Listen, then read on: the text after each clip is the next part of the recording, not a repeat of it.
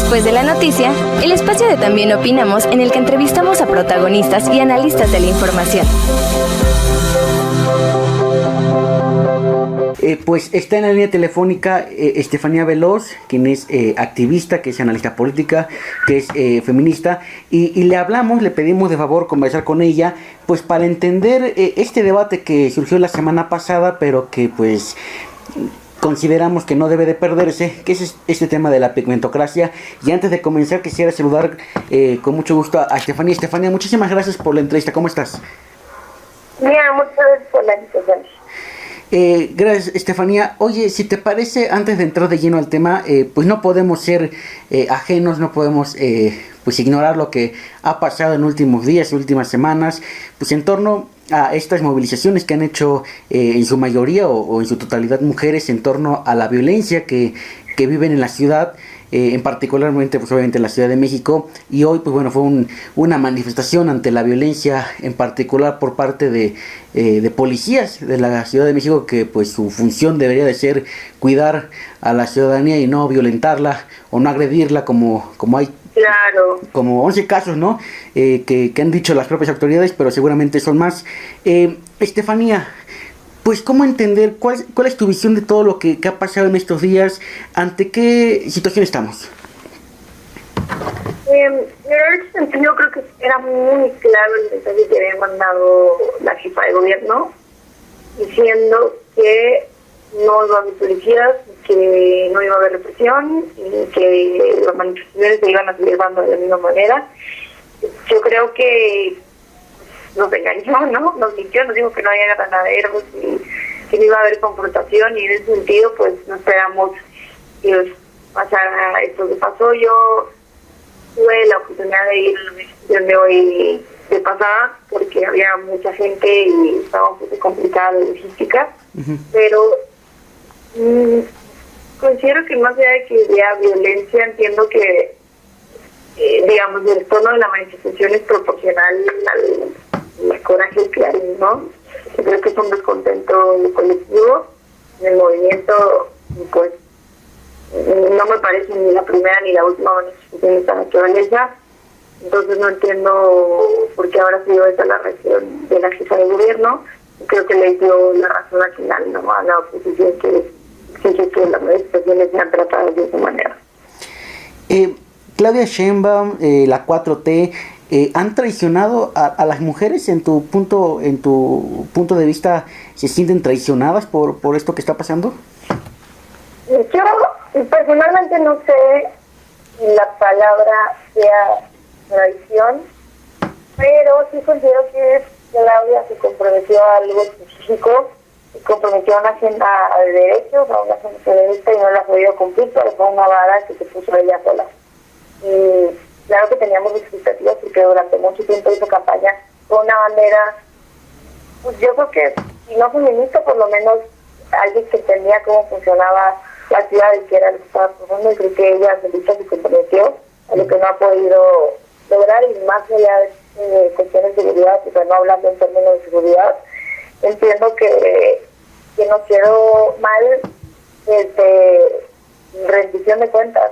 Bueno, tuvo la oportunidad de tener una experiencia muy claro y abierto en torno a la supuesta violación de una adolescente de 17 años, y lo que hizo fue salir a dar una declaración muy poco empática de la mano de Ernestina Godoy, la procuradora, que además tampoco se ha visto muy transparente en ese sentido, y han salido a decir pues consignas y a repetir: no vamos a fabricar culpables y no vamos a caer provocaciones, en lugar de tomárselo como en serio. Entonces, si a alguien le habían dado condiciones para no hacer ningún tipo de manifestación, pues hablar mal de las compañeras, había sido, yo creo que el sector feminista de la ciudad, y ahora pues llegó el momento en el que ya no fue suficiente. Y el foro que hizo recién con Marta Lamas, pues también quedó mucho a deber. Entonces yo no creo que la manifestación sea una respuesta directa a la actitud de Claudia. Hubiera pasado con Claudia o sin Claudia, pero claro que las expectativas para Claudia eran mucho más altas. Claro, Estefanía, desgraciadamente cuando han pasado estos casos hay un momento donde hay mucha, se habla del tema, hay mucho debate, luego pasa otra cosa, como por ejemplo, no sé, la detención de Carlos Ahumada o lo de Rosario Robles, y se cambia el tema hasta que vuelve a pasar otro caso que siembra la opinión pública.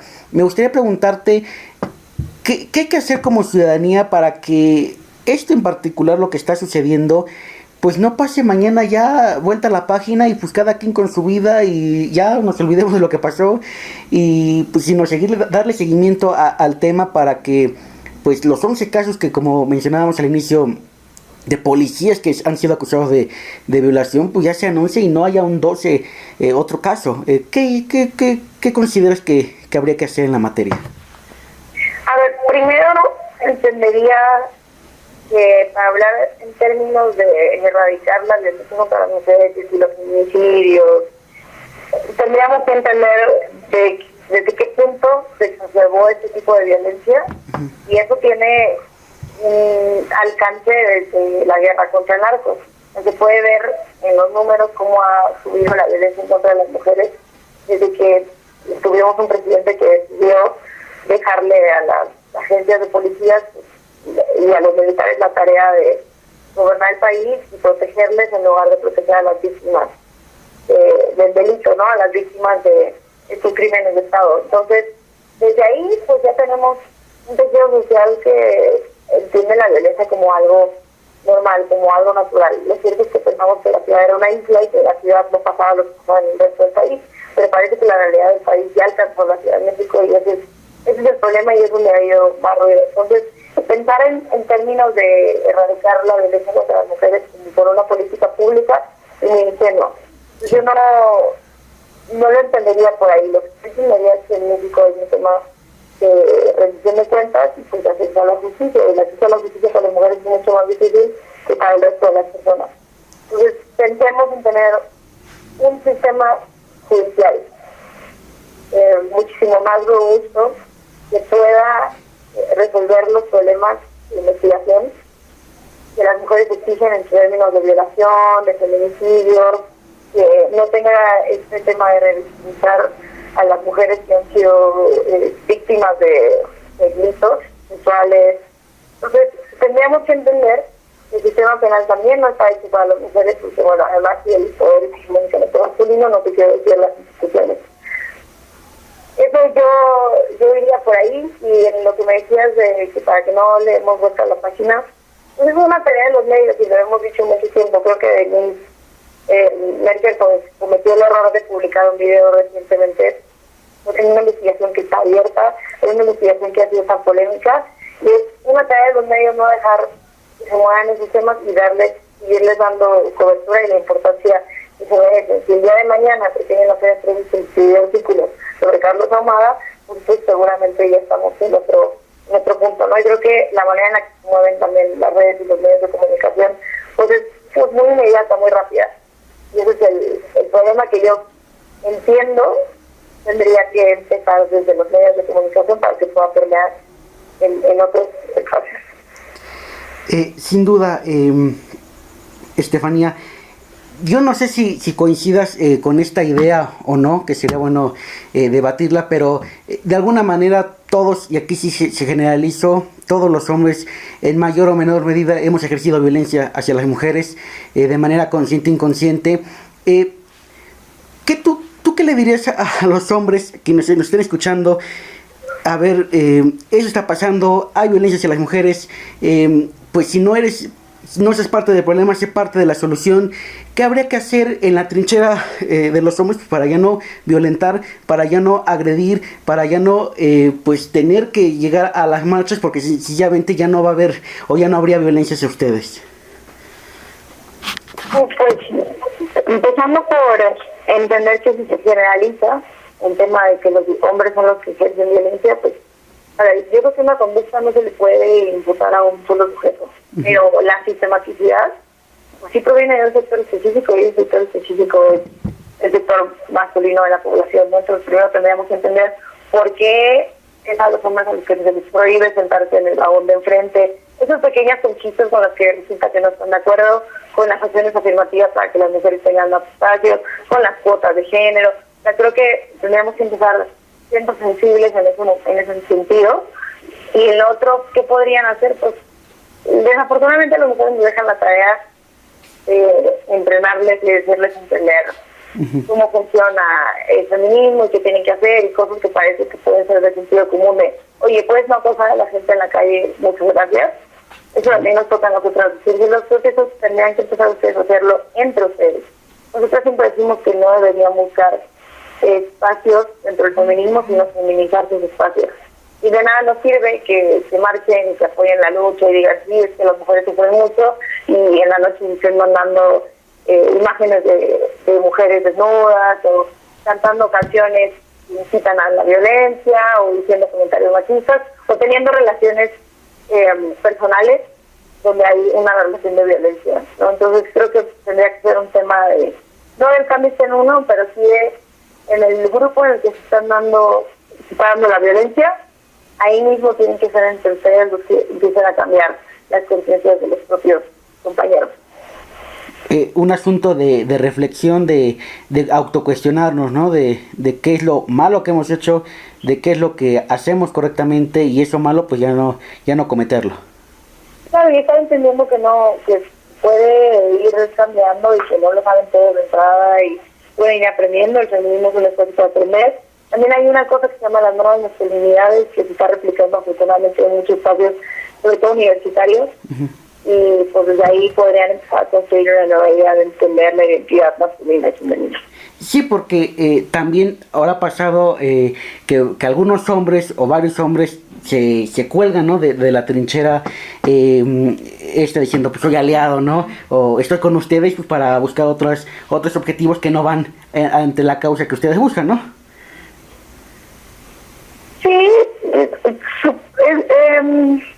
el tema con el feminismo, cuando se entiende de manera general como un espacio para todas las personas, lleva a eso, a entenderse como aliados sin tener que hacer la chamba.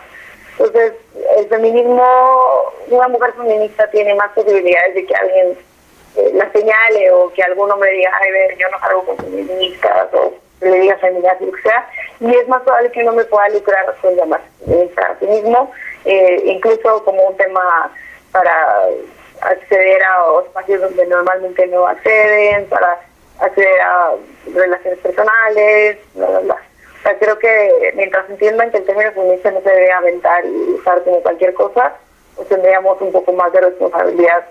En los espacios donde se trata de construir una cosa distinta de convivencia entre géneros. Sin duda, Estefanía, pues te agradezco esta primera parte que hemos conversado. No estaba prevista como bien sabes, pero sí me pareció importante abordarla. Ahora sí, si me permites, déjame rapidísimo porque el tiempo sé que vuela. Tú la semana pasada pusiste un tema, has puesto muchos, pero en este particular sobre la mesa que causó mucho debate en redes, que es el tema de la pigmentocracia, que no es algo nuevo, que ya si uno estudia, si uno se mete a los libros, bueno, no es algo, esta frase o esta palabra nueva. Me gustaría partir de ahí, ayudándonos, si te parece, a tratar de definir a partir de un punto de cómo podemos entender a esta palabra de la pigmentocracia. Ok, yo supongo que en estos días donde se ha dado mucho debate también se ha abonado sobre el término. Creo que muchos expertos y expertas han hablado del origen y se han adentrado en lo que es el término y lo que significa precisamente para Latinoamérica, porque también es un término latinoamericano de Chile, que empezó en Chile con estudios en Estados Unidos, donde fue primero a definirse el tema. El que lo escribe así tal cual como pigmentocracia es una persona que se llama Alejandro Lipschutz, y él es argentino y hablaba del tema de la colonia y la conquista. Entonces yo me gusta empezar por ahí porque creo que la historia ahí nos da la razón, ¿no? Nadie podría negar que hubo conquista de parte de los españoles para los indígenas, ¿no? Eso es un hecho histórico. Entonces negar la pigmentocracia desde ahí es negar un poco de historia. Y luego yo lo definiría más allá de palabras como racismo, de clasismo, pues como la existencia de desigualdades. Sabemos que existen desigualdades, injusticias, prejuicios que están pues, basados en las diferencias étnicas, pero no solo étnicas, sino raciales también, que terminan y desembocan en determinar las oportunidades vitales que se miden en desigualdad. Entonces, yo me iría más por entender que en la sociedad mexicana el color de piel constituye un eje para entender la estratificación social. Y para eso se acompañan otro tipo de cosas que puede ser el tema de cómo avanzar socialmente.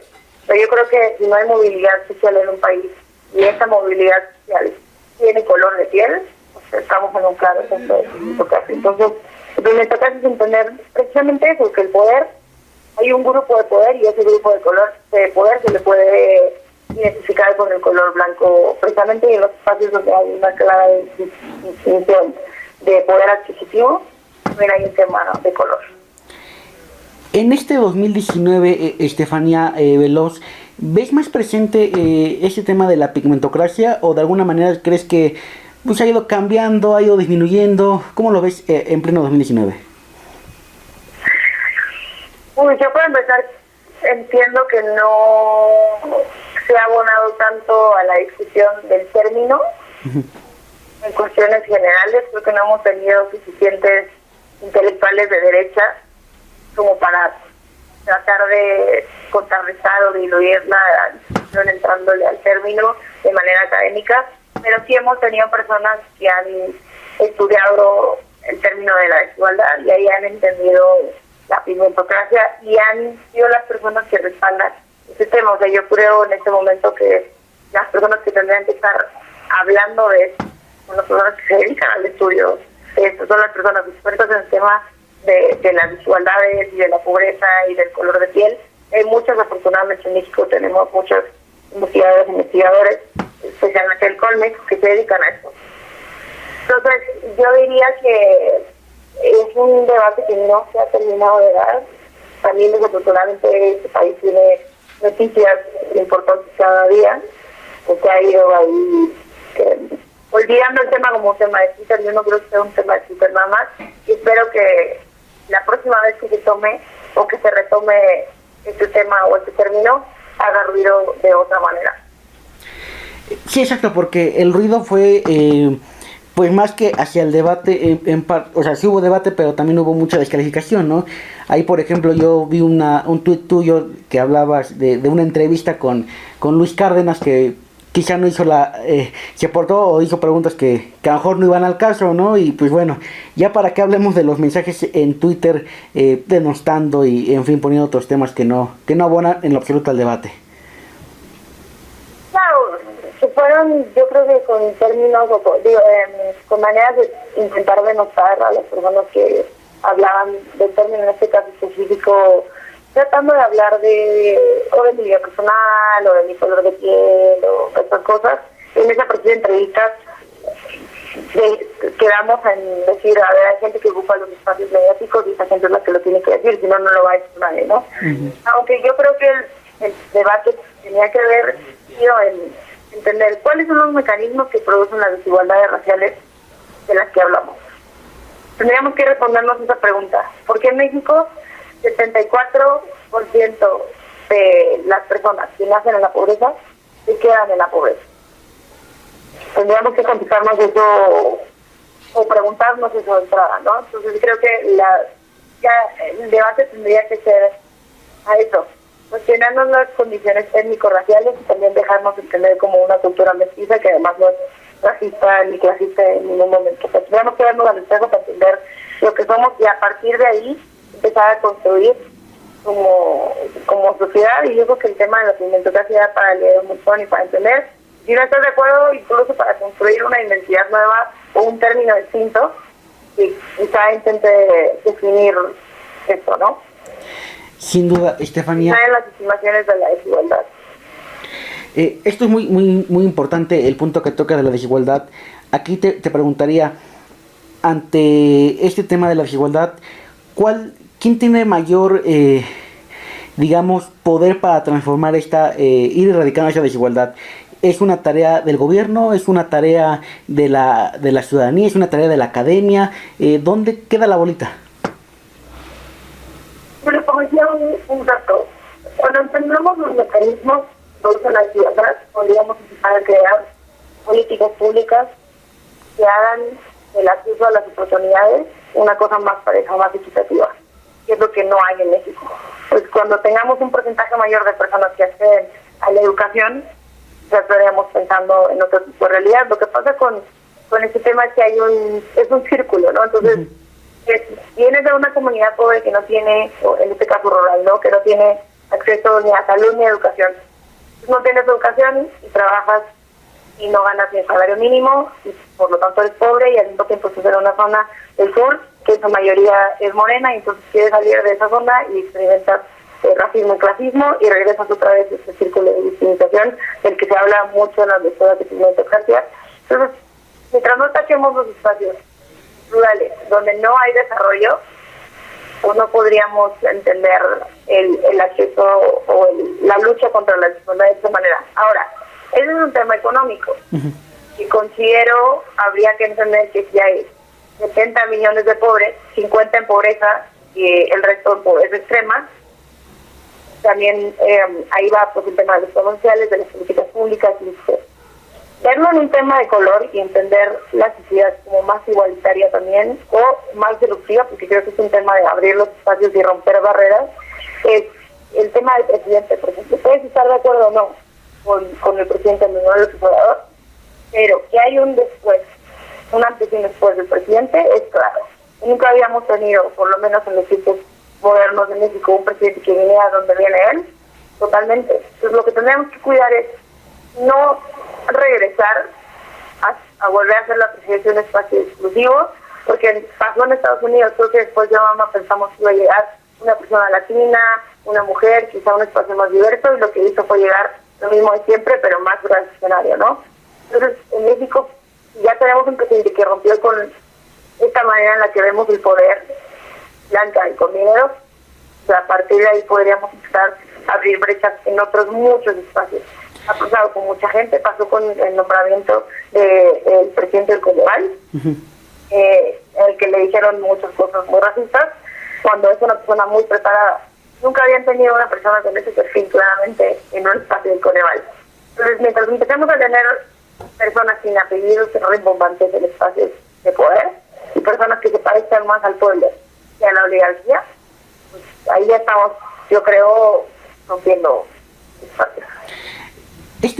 Esta última parte que mencionas me parece importante, porque dices, con la llegada de Andrés Manuel a la presidencia, pues hay un cambio de paradigma, y ahora con su llegada pues es una oportunidad de que otras personas, otros sectores puedan llegar al poder. En este caso, pues por ejemplo, la presidencia, ¿no? Mencionabas ahí el nuevo director del Coneval, pero pues pensando en futuro, quizá en 2024 llega una mujer, ¿no? A la presidencia, o una persona abiertamente gay, o en fin, ¿no? Podría pasar. Cualquier persona incómoda para la gente que se va a ver salir. ¿Mande? Es que si no se escuchó esa parte. Porque cualquier persona incómoda para la gente conservadora, o sea, ¿qué se refiere? Como diversas mujeres, personas de la comunidad LGBT. Sí.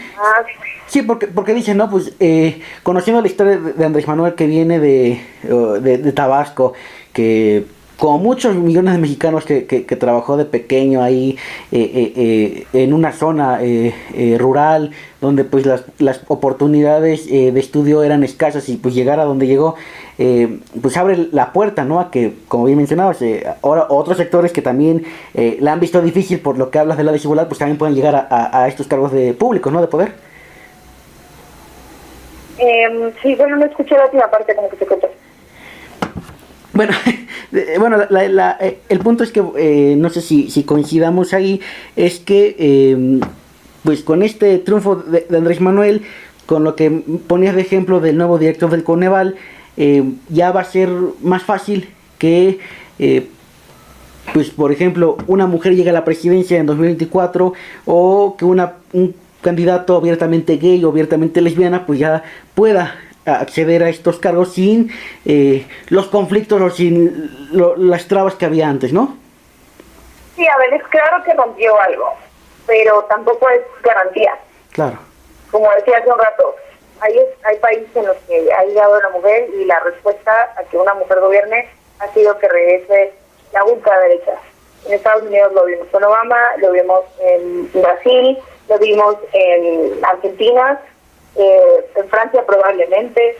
Entonces, no es una garantía tampoco. No, yo creo que tampoco tendríamos que confiarnos, o habría que confiarnos en, porque ya rompimos esa idea de lo que es el presidente, de dónde tiene que ver un presidente y cómo se ve un presidente, y ahí consideramos otras cosas. Lo ideal sería que sí, pues nunca es garantía, y creo que el odio que puede traer alguien como el presidente, que es muy incómodo, incomoda a muchos, podría llevarnos a que si no, digamos, no tratamos de arrastrar esa idea o que esa idea permee en lo que tienen que permear, pues podría llegar la respuesta a toda esa gente que no está tan de acuerdo, ¿no? Entonces siempre está la posibilidad de que hacia algo tan disruptivo llegue algo más reaccionario también. Entonces yo diría que tendríamos que cuidar la transición de esa manera. Permíteme ir aterrizando en la conversación, Estefanía Veloz. Mencionábamos en una parte de la entrevista, por ejemplo, como algunas reacciones a lo que has puesto sobre la mesa, como una entrevista ahí en MBS con Luis Cárdenas. Esto es una pregunta un poquito más una curiosidad más personal. Pues, ¿cómo le haces para lidiar con tanto hater en Twitter? Porque pues sé que con tus participaciones públicas en los medios también, los haters o los que nada más les gusta cuestionar sin fundamento, pues les das material, por así decirlo. ¿Cómo le haces para aguantar? ¿Cómo le haces para lidiar con ellos? Yo lo que contestaría de eso es que pues, tengo 25 años, vengo de militar en otros espacios, que aunque no han sido partidos, no han sido espacios de activismo, militancia, pues te vas acostumbrando a esta respuesta en la negativa. Yo soy de un estado muy conservador, como es Baja California, que ha sido gobernado por el PAN más de 20 años, y te acostumbras, creo, a esa respuesta o a esta manera de querer resistirse a los cambios que implica que te golpeen y esas cosas. Y yo creo que a mí la militancia, y en muchos sentidos la militancia que hice Morena de repartir entre generaciones en espacios y, digamos, hablar en espacios que se me era incómodo, decir qué partido venías, esto te va haciendo la piel un poco más gruesa para aguantar muchas cosas, y al final entenderlo como un servicio. O sea, estás en un espacio que puede ocupar cualquier persona, y si estás ahí intentando defender o hablar por un sector que más o menos creo coincide contigo, pues mínimo te toca aguantar ese tipo de cosas. Creo que es un país en el que tenemos que resistir, ahora sí, como la canción de Calle 13, ¿no? La aguanta un poco. Tenemos que aguantar todo el tiempo todo. Y pues yo he aprendido de gente que la ha tenido mucho más difícil, como puedo decir también, por ejemplo, otras mujeres que han tenido que sufrirla, pues a no tomárselo personal y tratar de entender que las redes son momentáneas y es una cuestión temporal que pasa, como decíamos, las noches pasan y un fin de semana es tendencia y el otro fin de semana no. Entonces, es lo que, no sé si es un consejo o una pregunta, pero eso es lo que yo diría. Lo que tú dirías. Te agradezco enormemente la oportunidad de conversar. Sé que es tarde y te pido una disculpa por la hora, pero gracias por la oportunidad de conversar pues sobre ese tema que era el que te habíamos invitado, sobre la pigmentocracia. Sé que el tema obviamente da para más, pero como una embarradita para introducir el debate está bueno. Y pues también para comentar sobre lo otro que es importante, que no se debe de dejar en el olvido, sobre la violencia que viven diariamente las mujeres. Pues Estefanía Veloz, gracias por estar en También Opinamos. No, gracias por la invitación. Después de la noticia, el espacio de También Opinamos, en el que entrevistamos a protagonistas y analistas de la información.